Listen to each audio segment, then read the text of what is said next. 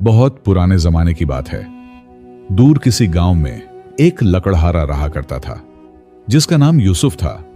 उसकी बीवी बहुत अरसा पहले इस दुनिया से जा चुकी थी। यूसुफ का एक ही बेटा था जिसका नाम बिन्यामिन था। यूसुफ और बिन्यामिन गांव के किनारे एक कच्ची झोंपड़ी में रहते थे। सदियों से उनके घर में गुर्बत के साए छाए हुए थे। यूसुफ रोज सुबह सवेरे उठता, अपना कुल्हाड़ा कंधे पर रखता और जंगल में लकड़ियां काटने के लिए चला जाता। सारा दिन सूखे दरख्तों पर अपना कुल्हाड़ा चलाता और लकड़ियों का गट्ठड़ बनाकर उन्हें बाजार में बेच देता। वहां से मिलने वाले पैसों से अपना और अपने बेटे का पेट पालता। इन्हीं हालात में उनका गुजारा हो रहा था। उसका बेटा बिन्यामीन अब जवान हो चुका था। वह अपने बाप का बहुत ही फरमाबरदार था। हर शाम वो अपने बाप को थका हारा घर वापस आता देखता तो अपने बाप के पांव दबाता और चाहता कि वो भी अपने बाप का साथ दे। रोज की तरह एक दिन जब उसका बाप यूसुफ सारा दिन की मेहनत मजदूरी करने के बाद वापस अपनी झोंपड़ी में आया तो बिन्यामीन उसे देखकर बहुत दुखी हुआ। यूसुफ अपने बेटे के लिए बाजार से खाना खरीद कर लाया था। दोनों ने मिल बैठकर खाना खाया। जब खाने से फारिग हुए तो बिन्यामीन अपने वालिद यूसुफ से कहने लगा, अबा जान, अब आप बूढ़े हो चुके हैं, आप घर पर रहा करें, मैं बाहर कोई मेहनत मजदूरी करने जाऊंगा। यूसुफ अपने बेटे बिन्यामीन से कहने लगा, बेटा, मैंने सारी उम्र तुम्हें वालिदा की कमी महसूस नहीं होने दी और न ही मैंने तुम्हें आज तक कोई सख्त काम करने दिया है। जब तक मेरी हड्डियों में जान है मैं तुम्हारे लिए मेहनत मजदूरी करता रहूंगा। तुम अभी न समझो, मेहनत मजदूरी करना तुम्हारे बस का काम नहीं। लेकिन किसी न किसी तरह बिन्यामीन ने अपने वालिद यूसुफ को इस बात पर राजी कर लिया कि कल से वो भी उनके साथ जंगल में लकड़ियां काटने जाएगा। चुनांचा वो रात ऐसे ही गुजर गई। अगले दिन सूरज निकलने के साथ ही दोनों बाप बेटा जंगल में लकड़ियां काटने के लिए निकल गए। सारा दिन उन्होंने जंगल में लकड़ियां काटे। बाप दरख्तों से लकड़ियां काटता रहा और बेटा उनके गट्ठड़ बनाता रहा। जब काफी लकड़ियां इकट्ठी हो गईं, तो दोनों ने उनको अपने कंधों पर रखा और गांव के बाजार की तरफ चल दिए। यूसुफ एक ताजिर की दुकान पर पहुंचा और बहुत ही कम दाम में वो लकड़ियां बेच दें। जब बिन्यामीन ने यह देखा तो वो बहुत हैरान हुआ, लेकिन उस वक्त उसने कुछ न कहा। जब वो वापस अपने घर पहुंचे तो बिन्यामीन ने अपने वालिद से कम पैसों में लकड़ियां बेचने का पूछा तो उसके वालिद ने बताया कि बेटा, हमारे घर का गुजर बसर चलता रहे, हमारे लिए यही काफी है। बिन्यामीन ने अपने वालिद से कहा, अबा, आज के बाद लकड़ियों का भाव मैं करूंगा। चुनांचा यूसुफ भी इस बात को मान गए। अगले दिन फिर से वही हाल रहा। सारा दिन दोनों बाप बेटे ने जंगल में लकड़ियां जमा की और शाम के वक्त उनको बाजार में लेकर आए। इस बार दोनों बाजार के एक कोने पर खड़े हो गए और बिन्यामीन लकड़ियां बेचने की आवाज लगाने लगा। थोड़ी ही देर में उनके पास एक शख्स आया। उसने बिन्यामीन से इन लकड़ियों का भाव पूछा तो बिन्यामीन ने दोनों गट्ठड़ 5 सिक्कों में देने को कहा।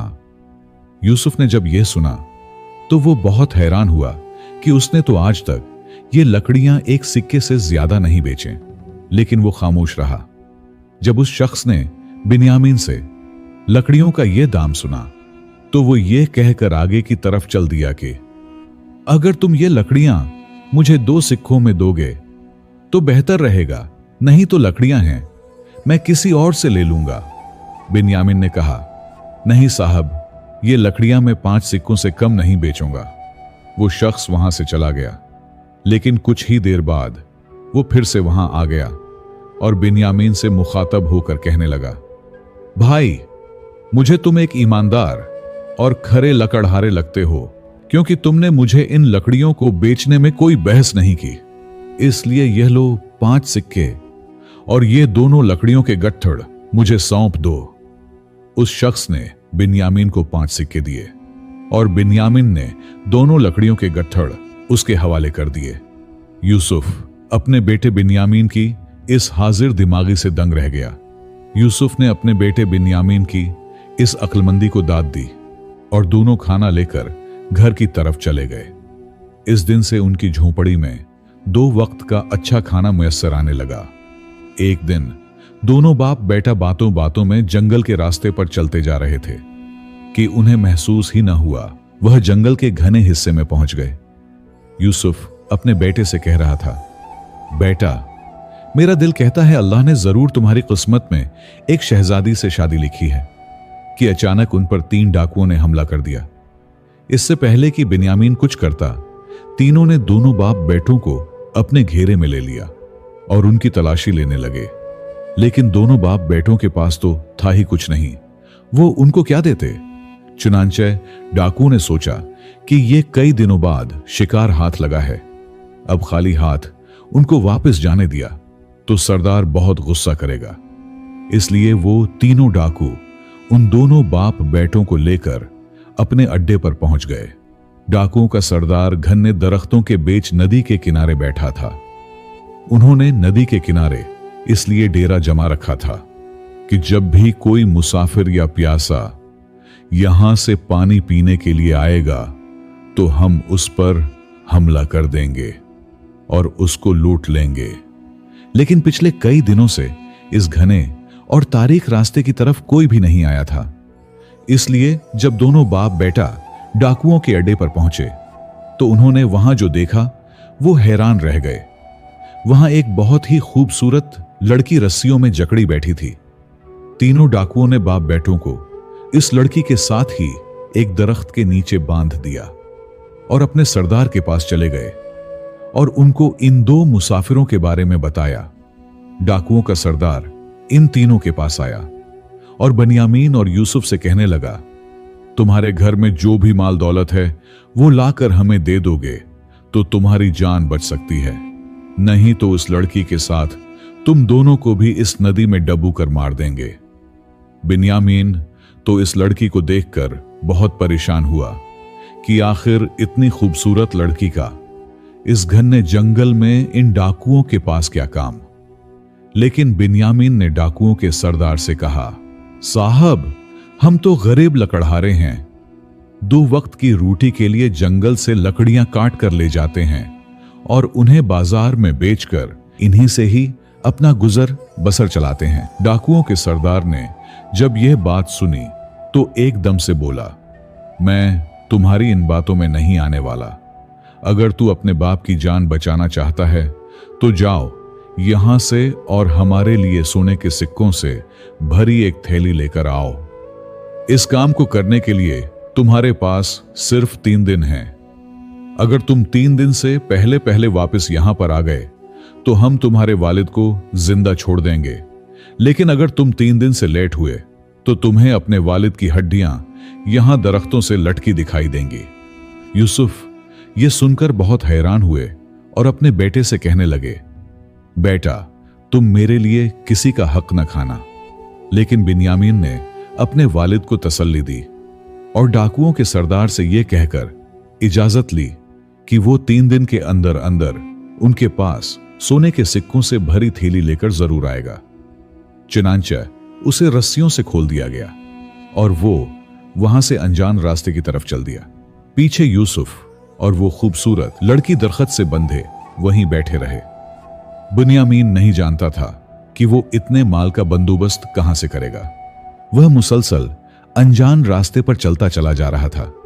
चलते चलते रात हो गई और उसे जंगल के बाहर एक कुटिया दिखाई दी।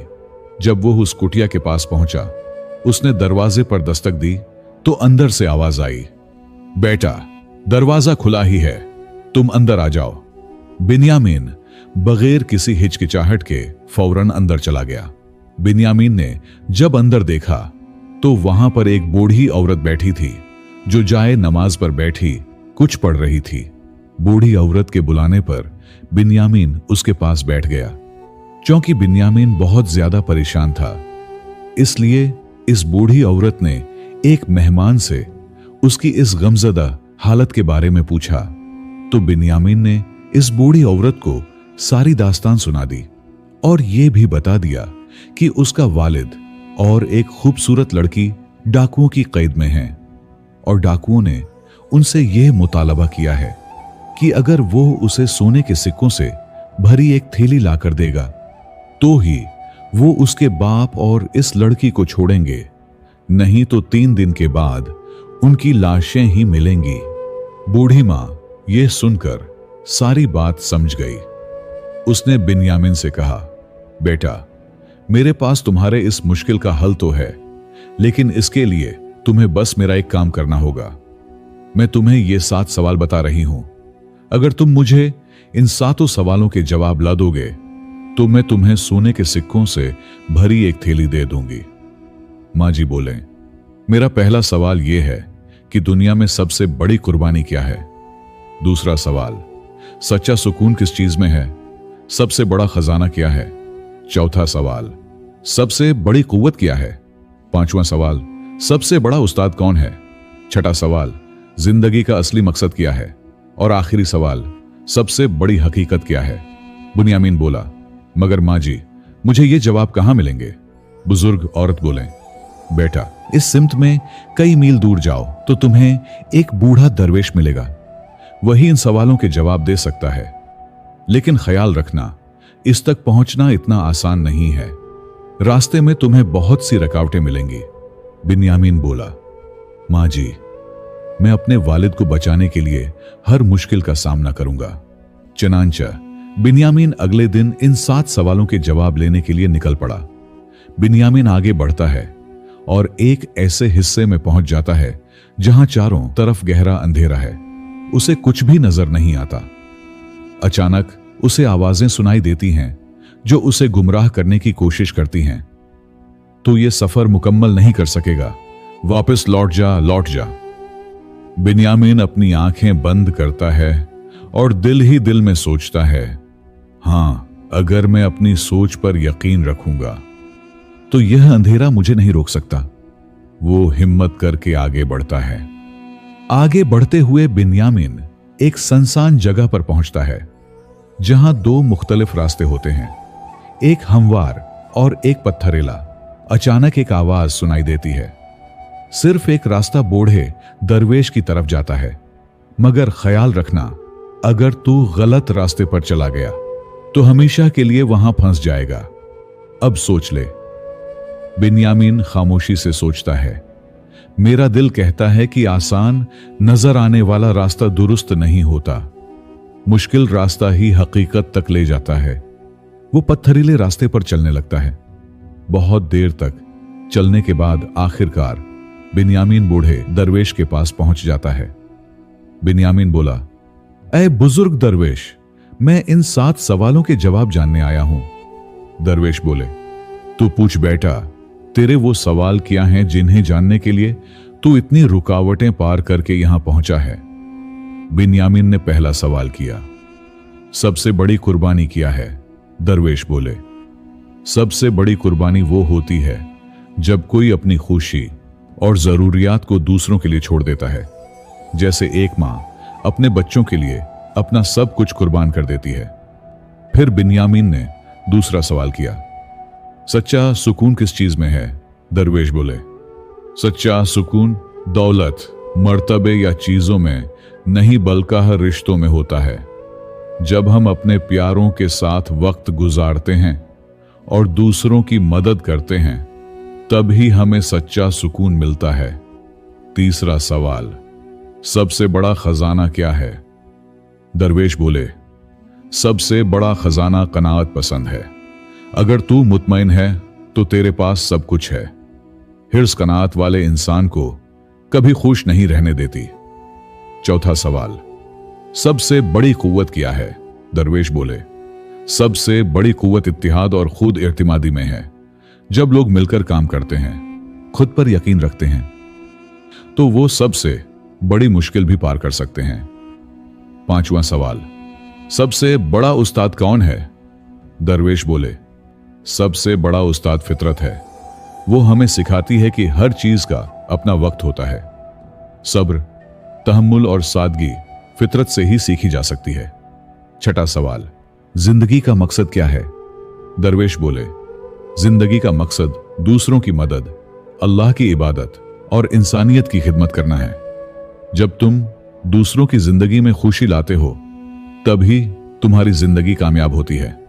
7वां और आखिरी सवाल, सबसे बड़ी हकीकत क्या है? दरवेश बोले, सबसे बड़ी हकीकत यह है कि जो कुछ भी तुम्हारे पास है उसे कबूल करना सीखो। खुद को और अपनी कमजोरियों को तस्लीम करना ही सच्चाई को जानने का पहला कदम है। हकीकत से भागने वाला इंसान कभी खुश नहीं रह सकता। चुनांचे बनियामीन इन जवाबों को दिल में महफूज करके वापस लौट पड़ा। फिर से मुश्किल सफर को करते हुए वो वापस इस बूढ़ी मां की कुटिया में पहुंच गया और उसके तमाम तर सवालों के जवाब बूढ़ी को एक एक करके बता दिए।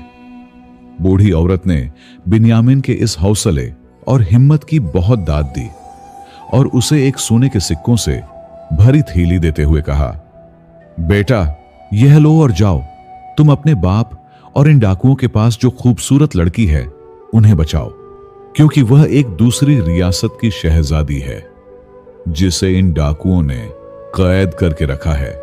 जब बनियामीन ने यह सुना तो उसने फौरन वो थैली अपने पास रखी और फिर से डाकुओं के अड्डे की जानिब दौड़ पड़ा। काफी देर तक वो सफर करता रहा, यहां तक कि वो डाकुओं के अड्डे पर पहुंच गया और उसने डाकुओं के सरदार को सोने के सिक्कों से भरी थैली देते हुए कहा, सरदार ये लीजिए, मैंने आपका काम कर दिया। अब आप मेरे बाप और इस मासूम लड़की को छोड़ दें, क्योंकि उसका कोई गुनाह नहीं है। डाकुओं का सरदार, जिसके पास काफी दिनों से कोई शिकार नहीं आया था, उसने जब सोने से भरे सिक्कों की थैली देखी तो फौरन बिन्यामीन के वालिद और इस लड़की को रिहा कर दिया। यूसुफ ने अपने बेटे बिन्यामीन को गले लगाया और इस लड़की को लेकर दूसरी रियासत की तरफ चल दिए, क्योंकि वो लड़की दूसरी रियासत के बादशाह की बेटी थी और दुश्मन की साजिश ने उसे यहां जंगल में लाकैद करवाया था। जब दोनों बाप बेटा इस लड़की के साथ इस रियासत में पहुंचे तो बादशाह अपनी बेटी को जिंदा सलामत देखकर बहुत खुश हुआ। उसने बेटी से तमाम तर वाकयात तफसील से सुने। इसके बाद उसने यूसुफ से अपनी बेटी की शादी बिन्यामीन से तय करने की बात की तो यूसुफ ने फौरन हामी भर दी और यूं एक आम से लकड़हारे की शादी एक बादशाह की बेटी शहजादी से हो गई। बेशक बाप की खिदमत इंसान को फकीर से बादशाह बना देती है। दोस्तों, कहानी कैसी लगी लाजमी बताएं और एक बहुत ही अहम गुजारिश कि आप मेरे लिए दुआ जरूर करें ताकि मेरी शादी मेरे पसंद के साथी से हो जाए। मेरे बस में कुछ नहीं, बस एक अल्लाह का ही सहारा है। अल्लाह एक हलाल रिश्ते को कायम करने में मेरी मदद करे। अल्लाह आप सबकी मुश्किलात हल करे। जज़ाकल्लाह।